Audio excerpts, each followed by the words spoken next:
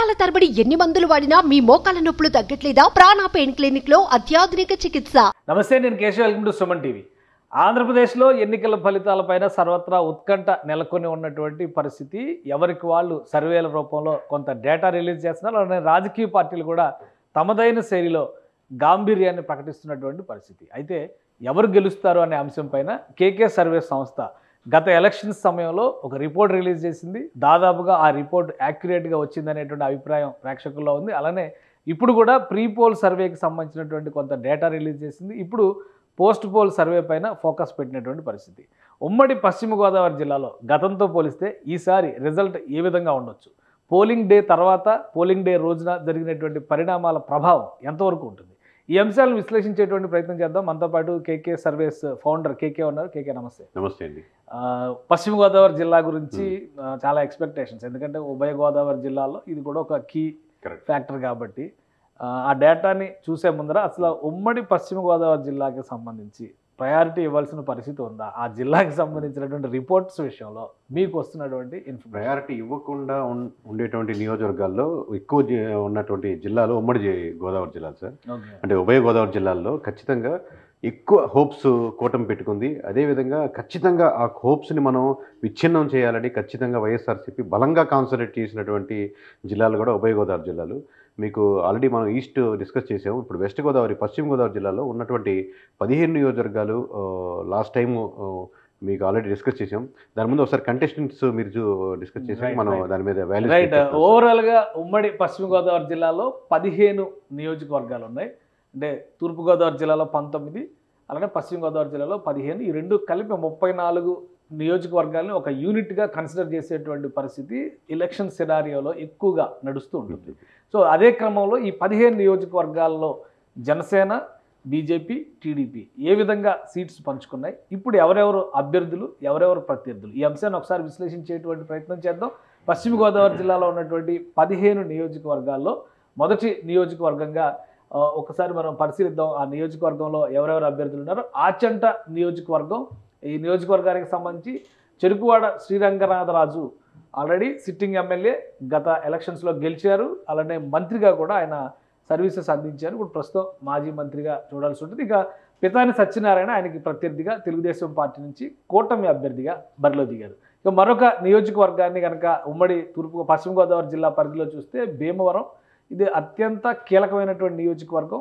వాస్తవానికి గత ఎన్నికల్లో జనసేన అధినేత పవన్ కళ్యాణ్ పోటీ చేశారు కాబట్టి ఈసారి కూడా పోటీ చేస్తారు అనేటువంటి చర్చ ఎక్కువగా జరిగింది. చివరి నిమిషంలో తెలుగుదేశం పార్టీలో మాజీ ఎమ్మెల్యేగా ఉండి సీనియర్ నాయకుడైన పులపర్తి రామాంజనేయుల్ని జనసేనలో చేర్చుకున్నారు. ఆయనకి భీమవరం టికెట్ కేటాయించింది జనసేన పార్టీకి. ఆయనకు ప్రత్యర్థిగా గ్రంథి శ్రీనివాస్, పవన్ కళ్యాణ్తో తలపడినటువంటి గ్రంథి శ్రీనివాస్ ఇక్కడ సిట్టింగ్ ఎమ్మెల్యే, మళ్ళీ ఆయనే ఈసారి వైఎస్ఆర్సీపీ నుంచి పోటీలో ఉన్నారు. మరొక నియోజకవర్గం ఉమ్మడి తూర్పుగోదావరి జిల్లాలో కనుక మనం చూస్తే చింతలపూడి నియోజకవర్గం, ఇది ఎస్సీ రిజర్వ్డ్ కాన్స్టిట్యున్సీ. ఇక్కడ కంభం విజయరాజు సిట్టింగ్ ఎమ్మెల్యే అక్కడ బరిలో ఉన్నటువంటి పరిస్థితి. ఇంకొకటి సొంగ రోషన్, ఈయన ఒక డాక్టరు, ఆయనని తీసుకొచ్చి తెలుగుదేశం పార్టీ కూటమి అభ్యర్థిగా ఇక్కడ బరిలో నిలిపింది. ఇది చింతలపూడి సినారియో. ఇక మరొక నియోజకవర్గాన్ని కూడా మనం పరిశీలిద్దాం.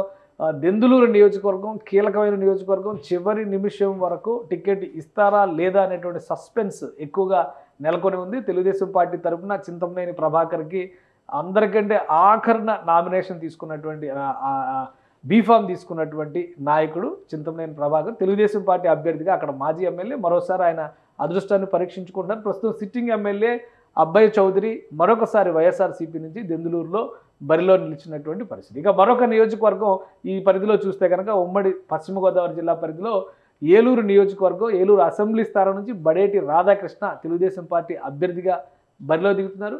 అలానే ఆళ్ల కాళీకృష్ణ శ్రీనివాస్ అంటే ఆళ్ల నాని వైఎస్ఆర్సీపీ నుంచి ఇక్కడ బరిలో దిగుతున్నారు. సో వీళ్ళిద్దరిలో అదృష్టాన్ని ఎవరిని వరిస్తుంది అనేది కూడా ఆసక్తికరంగా ఉంది. మరొక నియోజకవర్గం ఉమ్మడి పశ్చిమ గోదావరి జిల్లా పరిధిలో మనం చూస్తే కనుక గోపాలపురం నియోజకవర్గం, ఇది కూడా ఎస్సీ రిజర్వ్డ్ నియోజకవర్గం.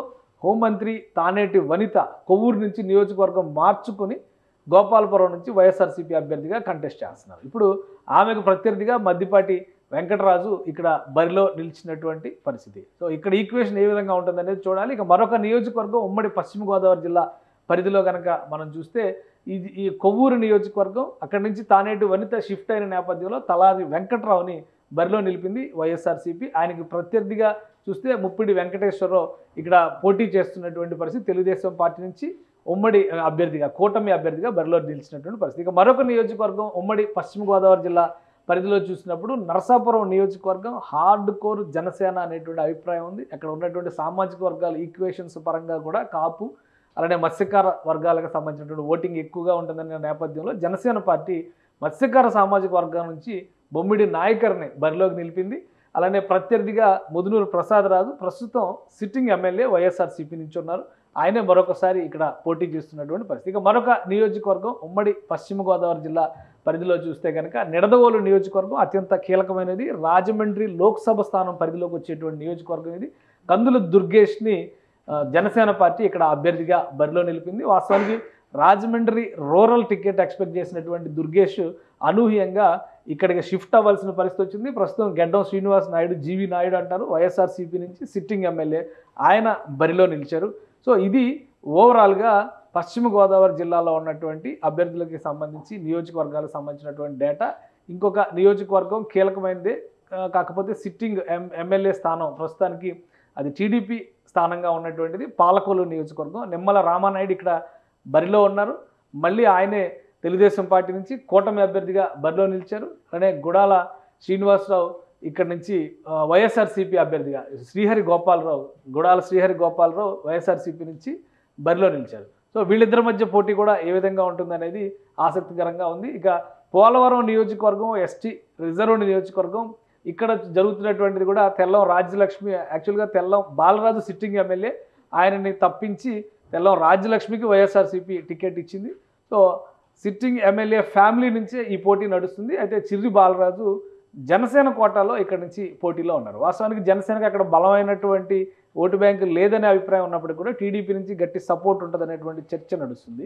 సో పశ్చిమ గోదావరి జిల్లాలో ఉన్నటువంటి మరొక కీలకమైన నియోజకవర్గం తాడేపల్లిగూడెం నియోజకవర్గం. తాడేపల్లిగూడెం మంత్రి కొట్టు సత్యనారాయణ రిప్రజెంట్ చేస్తున్నారు ఎమ్మెల్యేగా. గతంలో 2014లో మంత్రి మాణిక్యాలరావు అక్కడి నుంచి రిప్రజెంట్ చేశారు బీజేపీ అభ్యర్థిగా.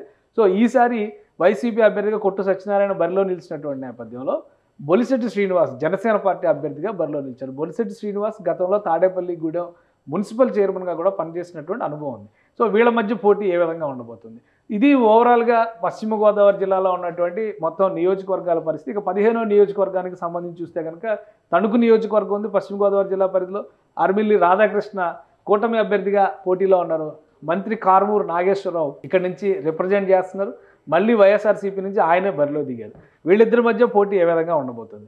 మొత్తం 15 నియోజకవర్గాల్లో ఇంకొక ఆసక్తికరమైనటువంటి నియోజకవర్గం ఉండి నియోజకవర్గం. ఉండి వాస్తవానికి తెలుగుదేశం పార్టీ సిట్టింగ్ స్థానం. అయితే సిట్టింగ్ ఎమ్మెల్యేగా ఉన్నటువంటి మంతెన రామరాజుకి టికెట్ ఇచ్చి మళ్ళీ చివరి నిమిషంలో మార్పు చేయాల్సినటువంటి పరిస్థితి కూటమిలో ఏర్పడింది. రఘురామకృష్ణరాజు అనూహ్యంగా నరసాపురం ఎంపీ క్యాండిడేట్ అనుకున్నటువంటి వ్యక్తి ఉండి ఎమ్మెల్యే అభ్యర్థిగా బరిలో నిలిచినటువంటి పరిస్థితి. సో ఇక్కడ నుంచి పివిఎల్ నరసింహారావు ఆయన వైఎస్ఆర్సీపీ నుంచి బరిలో దిగారు ఉండి నియోజకవర్గం నుంచి చూస్తే కనుక. ఇక ఉంగుటూరు నియోజకవర్గం కూడా జనసేన పార్టీ కోటాలోకి వెళ్ళిపోయినటువంటి సీట్ ఇది. ఉంగుటూరు నుంచి పచ్చమట్ల ధర్మరాజు జనసేన అభ్యర్థిగా బరిలో నిలిచారు. అలానే పుప్పాల శ్రీనివాసరావు సిట్టింగ్ స్థానం అది, ఆయన మళ్ళీ ఇక్కడ అదృష్టాన్ని పరీక్షించుకోబోతున్నారు. సో ఇది ఓవరాల్గా ఉమ్మడి పశ్చిమ గోదావరి జిల్లాలో ఉన్నటువంటి అభ్యర్థుల బలాబలాలు, అలానే ప్రత్యర్థులు ఎవరు అభ్యర్థులు ఎవరు అనేటువంటి అంశంపైన క్లారిటీ వచ్చింది. గత ఎలక్షన్స్తో చూసినప్పుడు మొత్తం 15 స్థానాల్లో కేవలం 2 సీట్లు మాత్రమే తెలుగుదేశం పార్టీ గెలుచుకున్నటువంటి పరిస్థితి. మిగతా 13 చోట్ల వైఎస్ఆర్సీపీ అభ్యర్థులే విజయబావుట ఎగరేశారు. సో కేకే ఇప్పుడు చెప్పండి మొత్తం 15 నియోజకవర్గాల పరిస్థితి. మీరు ఆల్రెడీ చెప్పారు కదా సార్, ఇప్పుడు సేమ్ అదే పరిస్థితులు ఉంటాయి.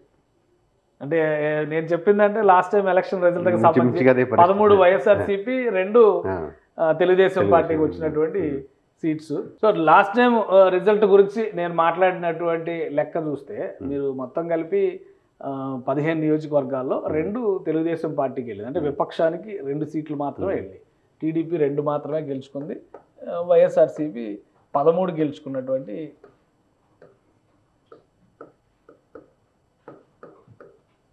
సో ఇది 2019 రిజల్ట్. సో ఈసారి ప్రీపోల్ సర్వే కానీ మీ అంచనాలు కానీ ప్రీపోల్ చేసాము. ప్రీపోల్లో గంటాపదంగా చెప్తున్నాం. ఇప్పుడు పోస్ట్ పోల్ మీకు 1వ తారీఖు సాయంత్రం 5 గంటలకు గంట చెప్తాం సార్ గ్యారంటీగా. బట్ ఇప్పుడు ప్రీపోల్లో చెప్పిన నెంబర్ మీదే మేము స్టిక్ ఆన్ అయినాం. సేమ్ ఇదే నెంబర్ రిపీట్ అవుతుంది సార్ కన్ఫామ్గా. వైఎస్ఆర్సీపీకి ఓకే ఒకటి కన్ఫామ్గా, వైఎస్ఆర్సీపీ ఒకటే అని ఒకటే కనపడుతుంది కంపల్సరిగా. సో కూటమి వైపు అయితే మటుకు మీకు ఖచ్చితంగా మొత్తం 15 నియోజకవర్గాల్లో 13 నియోజకవర్గాలు మటుకు ఖచ్చితంగా గెలుస్తుంది కన్ఫామ్గా. కేవలం ఒక్క నియోజకవర్గం మాత్రం టైట్ ఫైట్ ఉంది. ఓకే అంటే ఇప్పుడు ఈ రెండు కలుపుకుంటే ఇది కూడా కొట్టగలదు అనుకుంటే 1 or 2 సార్. ఇది 1 or 2 అనేది మేము పోస్ట్ పోల్లో మీకు అయిపోయాక చెప్తాం 1వ తారీఖు సాయంత్రం 5 గంటలకి. కానీ ఈ 13 నియోజకవర్గాల మటుకు గంటాపదంగా ఇంత ఎక్స్పీరియన్స్ ఉండి, ఇంత బ్రాండ్ వాల్యూ ఉండి, ఒక మాట మళ్ళీ చెప్పేస్తే మళ్ళీ వెనక్కి తీసుకునే అలవాటు లేని సంస్థ నుంచి ఈ 13 మటుకు తగ్గవని గంటాపదంగా చెప్పగలమండి. అంటే ఇది కొద్దిగా షాకింగ్గా ఉంది మీరు చెప్తుంది. ఎందుకంటే ఒకవేళ ఈస్ట్ వెస్ట్లో కనుక ఈ రేంజ్లో స్వీప్ ఉంటే టోటల్గా ఒక వేవ్ నడుస్తున్నటువంటి వాతావరణం రాష్ట్రం అంతా కూడా కనపడాల్సినటువంటి పరిస్థితి ఉంది. కానీ ఎక్కడ కూడా రిపోర్ట్స్లో కానీ సర్వేస్లో కానీ చాలామంది చెప్తున్నటువంటి మాట ఏంటంటే అటు ఇటు కాకుండా ఎవరికి ఇబ్బంది కలగకుండా 110, 120 మధ్య లెక్క నడుస్తుంది సార్. ఇది చాలా దగ్గర నేను వింటున్నాను సార్. మామూలుగా లాస్ట్ టైం ఎలక్షన్స్ అయిపోయిన తర్వాత ఇప్పుడు మమ్మల్ని కమెంట్ చేసిందంటే కేకే మీకేంటంటే లాస్ట్ టైం సర్వే చాలా ఈజీ అండి. ఎందుకంటే వేవ్ 1 సైడ్ ఉంది కదా, అందుకని 151 చేయడం ఈజీ. అందుకని 23 అని 151 దరిదాపులుగా చెప్పగలిగారు. ఈసారి చాలా కష్టమని. మీరు ఎగ్జామినేషన్ పేపర్ కరెక్ట్ చేస్తున్నారు అనుకోండి సార్, మీరు యాజ్ ఎ టీచర్గా ఎక్స్పీరియన్స్గా ఉండి కరెక్ట్ చేస్తుంటే 90 మార్కులు వచ్చిన స్టూడెంట్కి 35 మార్కుల స్టూడెంట్కి కరెక్ట్ చేసే విధానంలో తేడా ఉండదు. చివరికి రిజల్ట్ ఎంత వస్తుందని నెంబర్ మీద తేడా ఉంటుంది. సో మేము వెళ్ళే ప్రాసెస్లో గ్రామ పరంగా తీసుకోకుండా ఎమోషనల్ని మనం అర్థమెటిక్గా కన్వర్ట్ చేసుకుంటున్నా, డేటా సైన్స్ నెంబర్స్ ఇన్వాల్వ్ చేస్తున్నా, ఈ అల్గరిథం మొత్తం ఇన్వాల్వ్ చేస్తున్నా, ఈ ప్రాసెస్లో ఏమీ తేడా ఉండదు. ఇట్టైనా అప్పుడు 2019 అయినా 2020 ఇప్పుడు 2024 చేస్తున్నా సరే అవుట్పుట్ వచ్చే నెంబర్లో తేడా ఉంటుంది. ఖచ్చితంగా మేము ఇప్పటికీ మీ మాటని ఏకీపించేది ఏంటంటే ఎటువంటి వేవ్ ఎవరికీ లేదు. యాంటీ వేవ్గా ఒక 10% అటు మారినప్పుడు చాలా ఓట్ బ్యాంకింగ్ కన్వర్ట్ అవుతాయి. రాష్ట్ర వ్యాప్తంగా చంద్రబాబుని గెలిపించాలని, రాష్ట్ర వ్యాప్తంగా జగన్మోహన్ రెడ్డి గారిని గెలిపించాలన్న వేవ్ అయితే లేదు ఎవరికి. వద్దు అనుకున్న 10% మారినప్పుడు అది కూడా ఉభయ గోదావరి జిల్లాలో మారితే ఖచ్చితంగా ఎక్కువ ప్రభావం ఇక్కడే ఉంటుంది. కాబట్టి మోర్ దాన్ 60% ఓటర్స్ కూటమి వైపు గోదావరి జిల్లాలో కనపడుతున్నారు. మరి అంత వేవ్ 60% కనపడ్డప్పుడు ఇదే మీకు రిజల్ట్స్ కనపడతాయి. అంటే గోదావరి ఓటరు ఓవరాల్గా మిగతా రాష్ట్రంలో ఉన్న మిగతా ఓటర్ అభిప్రాయాన్ని కూడా ఇన్ఫ్లుయెన్స్ చేస్తుంది అనేటువంటి అభిప్రాయం. కరెక్ట్. సో ఇంకొక లెక్క ప్రకారం కనుక మనం ఒకసారి చూస్తే ఇక్కడ మీరు ఇచ్చినటువంటి అంశాల పరంగానే లాస్ట్ టైం ఎలక్షన్స్లో కేవలం పాలకొల్లు, రామానాయుడు, అలానే ఉండి, రామరాజు ఈ 2 సీట్లు మాత్రమే టీడీపీ గెలిచినటువంటి సీట్లు. మిగతా సీట్లు అన్నింటిలో కూడా మీరు చూస్తే ఇప్పుడు తానేటి వనిత చాలా senior leader plus home minister ఆ స్టేచర్లో ఉన్నటువంటి నాయకురాలు. శ్రీరంగనాథరాజు ఆయన కూడా చాలా సీనియర్ మోస్ట్. అలానే కారుమూరి శ్రీనివాసులు, ఈ ప్రసాదరాజు, గ్రంథి శ్రీనివాసు వీళ్ళు కూడా ఎక్స్పీరియన్స్ లీడర్స్. అంటే ఓడించినటువంటి వ్యక్తి, జైంట్ కిల్లర్. ఇంతమంది అతిరథ మహారథులు ఉన్నారు అనేది వైఎస్ఆర్సీపీ ఆర్గ్యుమెంట్ ఒకటి. రెండోది ప్రత్యేకంగా ఆ జిల్లా వైపు నుంచి చూస్తే కనుక జిల్లాకి చాలా వరకు వనరులు కల్పించడంలో కూడా వైసీపీ అన్ని రకాల స్కీమ్స్ వాటితో పాటు వనరులు కల్పించడంలో కూడా ఫోకస్ ఎక్కువగా ఉంది అనేటువంటి మాట వైసీపీ నాయకులు చెప్తారు. మూడోది కాపు కమ్యూనిటీ ఓటింగ్ని ఎక్కువ ఇక్కడ ఇన్ఫ్లుయెన్స్ చేస్తున్నటువంటి అభిప్రాయం ఉంది. కాబట్టి కాపు కమ్యూనిటీకి ప్రత్యేకంగా మేము కొన్ని సౌకర్యాలు కల్పించాం. అంటే ఇన్వెస్ట్మెంట్ అంటే నిధుల అలాట్మెంట్ విషయంలో కాపు కార్పొరేషన్ కావచ్చు, ఇతర అంశాలు కావచ్చు, మొత్తం కలిపి దాదాపు 60,000 కోట్ల రూపాయలు అన్ని రకాల బెనిఫిట్స్ రూపంలో ఆ సామాజిక వర్గానికి ఇచ్చామనేటువంటి మాట వైఎస్ఆర్సీపీ చెప్తారు. సో ఇవేవి ఈ ఫ్యాక్టర్స్లో, ఓటింగ్ ఫ్యాక్టర్లో ఇవేవి కూడా క్రైటీరియాగా రాలేదు. అంటే ఇప్పుడు ఏదైతే వైసీపీ కోర్ ఓట్ బ్యాంకింగ్ ఉంటుందో వాళ్ళు గట్టిగా ఎమోషనల్గా మీరు చెప్పినట్టు మాట్లాడేదానికి ఉపయోగపడింది. కానీ ఎప్పుడైతే మీకు ఓటింగ్ పర్సంటేజ్ ఇంత డిఫరెన్స్ వచ్చినప్పుడు ఒకటే సార్, పార్టీ యొక్క వ్యతిరేకత వచ్చినప్పుడు ఇండివిజువల్ క్యాండిడేట్ ఆ బరువుని అంత బరువుని మొయ్యలేడు. తక్కువ బరువు అంటే 3,000, 5,000, 8,000 తక్కువ ఉంటే తను కన్వర్ట్ చేయగలడు. కానీ తన నియోజకవర్గంలో 40,000 ఓట్లు పోతున్నప్పుడు తిను ఎక్స్ట్రా 10,000 తెచ్చుకుని దాన్ని ఆపలేదు డిఫరెన్సెస్. మీరు ఉభయ గోదావరి జిల్లాలో మెజారిటీలు 40,000, 50,000 ఉంటాయి మెజారిటీలు. రేపు పొద్దున్న రిజల్ట్స్ వచ్చాక మీరు గమనించండి 30,000, 40,000, 50,000 అలా ఉంటాయి. మీరు ఊహించిన వాళ్ళకి కూడా 40,000 సైడ్ ఓటింగ్ జరిగిందంట. ఇటు సైడ్ ఉభయ గోదావరి జిల్లాల వరకు చెప్తున్నారు. ఇంకొకటి ఇప్పుడు ఓవరాల్గా మనం లెక్కలు చూస్తే కూడా ఇక్కడ ఉన్నటువంటి నియోజకవర్గాల విషయంలో కొన్ని టఫ్ కాన్స్టిట్యున్సీస్ ఉన్నాయి, ప్లస్ రిజర్వ్డ్ కాన్స్టిట్యున్సీస్. ఇప్పుడు పోలవరం కావచ్చు, చింతలపూడి కావచ్చు, అలానే కొవ్వూరు కావచ్చు, ఈ కాన్స్టిట్యున్సీ గోపాలపురం, వీటిలో ఎక్కువ శాతం వైసీపీకి కోర్ ఓటింగ్ ఇచ్చేటువంటి కమ్యూనిటీస్, సామాజిక వర్గాలు ఉన్నాయనేటువంటి అభిప్రాయం. సో అక్కడ ప్రభావం ఎలా ఉంది అంటే అక్కడ ఇప్పుడు ఎస్సీ నియోజకవర్గాలు అయినా కానీ కాంబినేషన్ 2 మండలాలు కాపు డామినేషన్ ఉన్నటువంటి నియోజకవర్గం. ఇప్పుడు మీకు చింతలపూడి అన్నారు కాబట్టి చెప్తున్నాను, జంగారెడ్డి కూడా ఉంటుంది, అది కొంచెం డామినేట్గా కాపు ఓట్ బ్యాంక్ నియోజకవర్గం. అట్లా అని చెప్పి ఎస్సీల్లో కూడా కంపారిటివ్లీ పోయినసారితో పోలిస్తే పర్సంటేజ్ తగ్గింది. ఇంక్లూడింగ్ మీరు రెడ్డీస్లో కూడా పోయినసారి అంటే అలా చెప్పుకోవడం డిస్కషన్ కరెక్ట్ కాకపోవచ్చు, బట్ మనం అదే అంత బాగా అంటే మన నాకు పర్సనల్గా సిగ్గేస్తుంటుంది. బట్ ఇంకా క్యాస్ట్ల పరంగా లేకుండా మనం ఆంధ్రప్రదేశ్ రాజకీయాలు డిస్కస్ చేయలేము కాబట్టి రెడ్డి కమ్యూనిటీలో కూడా మీకు పోయినసారితో పోలిస్తే కొద్ది పర్సెంట్ డిఫరెన్స్ కనపడింది. ఆబ్వియస్గా షిఫ్ట్ అయ్యేది ఎక్కువ బీసీ ఓట్ బ్యాంక్ అన్న ఎటు సైడ్ అవుతుంది అనేది డిసైడింగ్ ఫ్యాక్టర్. ఆబ్వియస్గా ఎస్సీ ఎస్టీ మైనారిటీస్ మెజారిటీ శాతం వైసీపీ ఉంటాయి. కానీ ఇప్పుడు ఈస్ట్ గోదావరిలో కానీ వెస్ట్ గోదావరిలో కానీ ముద్రగడ పద్మనాభం ఫ్యామిలీ వీళ్ళందరూ కూడా చాలా స్ట్రాంగ్ గా వర్క్ చేశారు. సో వాటి ప్రభావం ఏమి పనిచేయలేదా కమ్యూనిటీస్ లో? వాళ్ళ ప్రభావం వాళ్ళ మీద బాగా పనిచేసింది సార్, ఎందుకంటే వాళ్ళు తిరుగుతున్నప్పుడు అలిసిపోతారు కదా ఖచ్చితంగా. సో ఖచ్చితంగా అల్పు ప్రభావం వాళ్ళ మీద కనపడుతుంది, కానీ ఇతరుల మీద ఆ ప్రభావం ఏమి లేదు. ఓకే, ఇంకొకటి ఓవరాల్ గా మీరు ఇచ్చినటువంటి నంబర్స్ లో విశాఖ కన్ఫర్మ్డ్ గా వైసీపీకి ఎన్ని వస్తాయి అన్నారు? 1 అన్నారు. ఈస్ట్ గోదావరి విశాఖ ఒక సీట్ కన్ఫర్మ్ కనపడుతుంది. అంటే మీరు ఆల్రెడీ మనం చేసాం కాబట్టి విశాఖలో మొత్తం 15 నియోజకవర్గాల్లో 11 నియోజకవర్గాలు కూటమికి, 1 నియోజకవర్గం వైఎస్ఆర్సీపీ అన్నాం. 3 టఫ్ ఫైట్లు ఉన్నాయి సార్. ఇప్పుడు ఆల్రెడీ మనం డిస్కస్ చేసుకున్నటువంటి ఈస్ట్ గోదావరిలో 19 నియోజకవర్గాల్లో 13 కన్ఫర్మ్ సీట్లు సార్. 1 మాత్రమే వైఎస్ఆర్సీపీకి కనపడుతుంది సార్. 1 టఫ్ ఫైట్ ఉందని చెప్పాను సార్. ఇది సారీ 1 కాదు 5. ఇది వెస్ట్ సార్, వెస్ట్ గోదావరికి వస్తుంది. ఓకే, ఇది వెస్ట్ గోదావరిలో 15 నియోజకవర్గాల్లో 13 1 సార్. ఓకే, ఇది ఇప్పుడు మనం డిస్కస్ చేసి మీరు చెప్పిన లెక్కనే ఒకసారి మనం ఈ అంశాన్ని పక్కన పెట్టేసి చూస్తే ఇక్కడ నుంచి చూసినా కానీ 37 సీట్లు దగ్గర వచ్చేస్తున్నాయి. అంటే మీకు సార్ మీకు ఇంకో కాంబినేషన్ చెప్తున్నాను సార్. మీకు శ్రీకాకుళం, విజయనగరం, వైజాగ్ తీసుకోండి, 3 తీసుకున్నా సింగిల్ డిజిట్ దాటదు వైఎస్ఆర్సీపీ.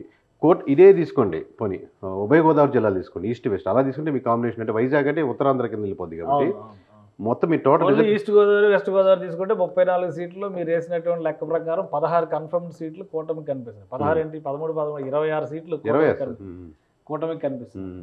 26 సీట్లు కనిపిస్తున్నాయి. అంటే ఇప్పుడు నా డౌట్ ఏంటంటే మీరు కరెక్ట్ గా చెక్ చేసి చెప్తున్నారా ఇవన్నీ, లేదంటే మనం ఏదో డిజిటల్ సెన్సేషన్ కోసమో ఇంకొక కన్ఫ్యూజన్ కోసం మాట్లాడుతున్నామా? ఎందుకంటే వైఎస్ఆర్సీపీ అధికారంలో ఉన్న పార్టీ, 151 చేసినటువంటి పార్టీ, ఇప్పుడు 151 క్రాస్ చేస్తుంది అని అధినేత జగన్మోహన్ రెడ్డి చెబుతున్నటువంటి పార్టీ. సో ఇంత వర్క్ చేసిన తర్వాత మీరు చెప్పిన 3 కీ కాన్స్టిట్యున్సీస్లో 1 తప్పితే కన్ఫర్మ్డ్గా గెలిచే సీట్లు లేవు అంటే చూసే ప్రేక్షకులు ఏమనుకుంటున్నారు అనేది మనం అసలు 0% మనం పట్టించుకునేది లేదు. ఎందుకంటే మనం చేసి చూసే ప్రేక్షకుల కోసం యూట్యూబ్ కోసం కాదు. ఆబ్వియస్గా మన ఎమ్మెల్యేలకి లేకపోతే మన దగ్గర రిపోర్ట్ పర్చేస్ చేసే వాళ్ళకి విలేజ్ లెవెల్లోనూ మండల లెవెల్లోనూ రిపోర్ట్ సేల్ చేస్తున్నాం. పైగా ప్లస్ మనకు రీచ్ బ్రాండింగ్ ఉంటే అడ్వాంటేజ్ కాబట్టి అదే నెంబర్స్ని బహిర్గతంగా ఓవరాల్గా ఇది ఉంది ఫ్యాక్టర్ అని చెప్తూ ఉంటాం. సో ఓన్లీ కూర్చొని కుల సమీకరణాలు వేసేసి ఇది ఇలా వస్తుంది, ఇది వేవి ఇలా ఉంది అని చెప్పి అది లేదు. ఇంకోటి ఈ పార్టీ గెలిస్తే మనకు అడ్వాంటేజ్, ఈ పార్టీ ఓడిపోవాలనే భావన కానీ లోపల ఒక ఫీలింగ్ కానీ ఏమీ 1% కూడా లేవు. వైఎస్ఆర్ కామెంట్స్ చేస్తూ ఉంటారు, మీరు అటు వెళ్ళారు ఇటు వెళ్ళారు, అక్కడ అమ్ముడిపోయారు ఇక్కడ అమ్ముడిపోయారు, అది ప్రతిసారి ఉంటుంది సార్. ఇప్పుడు మన పని మనం చేసుకుంటూ పోతే మనకు స్టేడియంలో మనం అద్భుతంగా ఆడుతున్నప్పుడు ఆడియన్స్ ఒకవైపు ఎక్కువ ఉన్నప్పుడు అరుస్తుంటారు చూడండి. మన పని మనం కాన్సన్ట్రేట్ చేయకుండా అటువైపు డిస్టర్బెన్స్ లేకుండా మన పని మనం చేసుకోవాలి. సో అప్పుడు వైఎస్ఆర్సీపీకి 151 వస్తాయని కాన్ఫిడెంట్ చెప్పినప్పుడు కూడా టీడీపీకి నువ్వు వైఎస్ఆర్సీపీకి అమ్ముడుపోయావని టీడీపీ నుంచి ఫుల్ పెట్టినారు. ఇప్పుడు నెంబర్స్ ఎక్కువ ఇటు చెప్తున్నాం కాబట్టి మీరు ఆయన పేరు లోకేష్ కొనేశారు, లేదా చంద్రబాబు కొనేశారు, లేదా పవన్ కళ్యాణ్కి అమ్ముడుపోయారు, ఎట్లా ఏదంటారు. సో అది 10%, 90% మీరు అబ్జర్వ్ చేయండి కమెంట్స్ కానీ మన వీడియోస్కి ఏదైనా కానీ అసలు ఒక ఆర్మీలాగా పనిచేస్తుంటారు కేకే అని ఒక మాట అంటే, వాళ్ళే రిప్లై చేస్తూ ఉంటారు ఓవరాల్గా. ఎందుకంటే ఆ నెంబర్స్ మనకు కాన్ఫిడెంట్గా చెప్తాడు, లేదా అనలిటిక్స్ మనం ఎక్స్ప్లెయిన్ చేసినప్పుడు ఈ పాయింట్ కరెక్టే, వీళ్ళు వ్యతిరేకంగా ఉన్నారు నిజమే అని. సో ఫైనల్గా మీరు ఒక విషయం చెప్పండి. ఇప్పుడు పోస్ట్ పోల్ సర్వే జరుగుతుంది అన్నారు, 1వ తారీఖు ఫైనల్ ఫిగర్, 1వ తారీఖు సాయంత్రం 5 గంటలకి ప్రతి ఒక్క ఛానల్లో చేంజ్ ఉండే అవకాశం ఉందా? ఇదంతా కూడా ప్రీ పోల్ ఇవి చేంజెస్ ఉంటాయి సార్. ఇవి ఖచ్చితంగా ఎవరికి వెళ్తాయనే చేంజెస్ ఉంటాయి, కానీ ఆ క్లారిటీ వీటిలో సింగిల్ నెంబర్లో 1, 2 ఓవరాల్గా స్టేట్ వైడ్గా 1 number change, 1 number 2 number change ఉండొచ్చు, కానీ వీటిలో 99% చేంజ్ ఉండదు సార్. చేంజ్ ఉండదు, అదే యాజ్ ఇట్ ఈస్గా జరిగే అవకాశం ఉంది. అంటే పోలింగ్ డే జరిగిన పరిణామాలు కానీ సార్ మనం ఒకటే మాట చెప్తున్నాం సార్, డే 1 నుంచి మనం చెప్పినోడే గెలవాలా, మనం చెప్పనోడు ఓడాలా, ఈ స్టాండ్ మీద వెళ్తున్నాం. అది సింగిల్ నెంబరే. సో మీరు ఆ కాన్ఫిడెంట్గా ఉన్నారు, మీరు ఇచ్చేటువంటి ఫిగర్ పక్కాగా వస్తుంది అనేటువంటి కాన్ఫిడెన్స్. సింగిల్ నెంబరే, మళ్ళీ అటు ఇటు +10 -10 లేవు, ఒకే ఒక నెంబర్ చెప్పబోతున్నాం. రైట్, అంటే రెడీ అయిపోయిందా అది? ఇంకా ఒక 7-8 నియోజకవర్గాల మీద లాస్ట్ అడగున్నాను సార్, తలమునకలు అవుతున్నాడు. చాలా ఎడ్జిల్లో ఉన్నాయి ఇవి.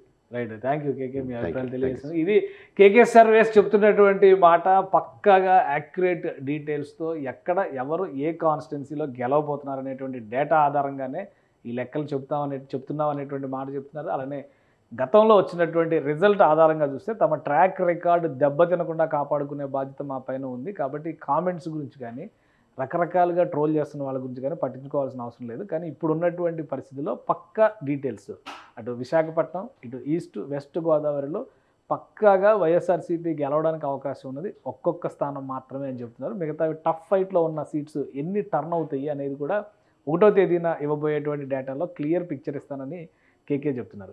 ఇప్పుడు ఆంధ్రప్రదేశ్లో ఉన్నటువంటి ఎన్నికలకు సంబంధించినటువంటి అలర్ట్నెస్, అలానే ఎవరు గెలుస్తారనేటువంటి ఉత్కంఠ, వీటన్నిటిపైన విస్తృతంగా చర్చలు జరుగుతున్నటువంటి నేపథ్యంలో గతంలో మంచి సర్వేలు చేసి మంచి డేటా ఇచ్చినటువంటి కొన్ని ఏజెన్సీలని దృష్టిలో పెట్టుకుని సుమన్ టీవీ వారి ఫీడ్బ్యాక్ ప్రజలకు చేరవేసేటువంటి ప్రయత్నం మాత్రమే చేస్తుంది. అందులో భాగంగానే సుమన్ టీవీకి ఈ డేటాతో ఏమీ సంబంధం లేదు, కేకే సర్వేస్ చేసినటువంటి డేటాకి పూర్తి బాధ్యత కేకేనే తీసుకునేటువంటి అవకాశం ఉంటుంది. కాబట్టి ఆయన క్లియర్గా చెప్తున్నారు, 1వ తేదీన ఒక్కొక్క నంబర్తో ఏ పార్టీ ఎన్ని సీట్లు గెలవబోతుంది అనేటువంటి అంశాన్ని బహిరంగంగా ప్రకటిస్తానంటున్నారు. సో ఆ రోజు కోసం వెయిట్ చేద్దాం. ఈ ఎన్నికల ఫలితాలు అనేవి రాజకీయంగా జరిగేటువంటి లేదా అడ్మినిస్ట్రేషన్ పరంగా జరిగేటువంటి ఒక ప్రాసెస్లో భాగంగా వచ్చేటువంటి ప్రక్రియ మాత్రమే. ఇది ఎవరిని కించపరచడానికి కాదు, ఎవరిని ఉద్దేశించి వారికి అనుకూలంగా చేసేటువంటి ప్రయత్నాల్లో భాగంగానే జరుగుతున్నటువంటి కార్యక్రమాలు కావు. ఇది జిల్లాల వారీగా ఇస్తున్నటువంటి నివేదికలు, మిగిలిన జిల్లాల నివేదికలను కూడా సుమన్ టీవీ అందిస్తుంది. ఇది special discussion. Keep watching. Suman టీవీలో మీ పర్సనల్ అండ్ బిజినెస్ ప్రమోషన్స్ కోసం కింది నెంబర్కి కాంటాక్ట్ చేయండి.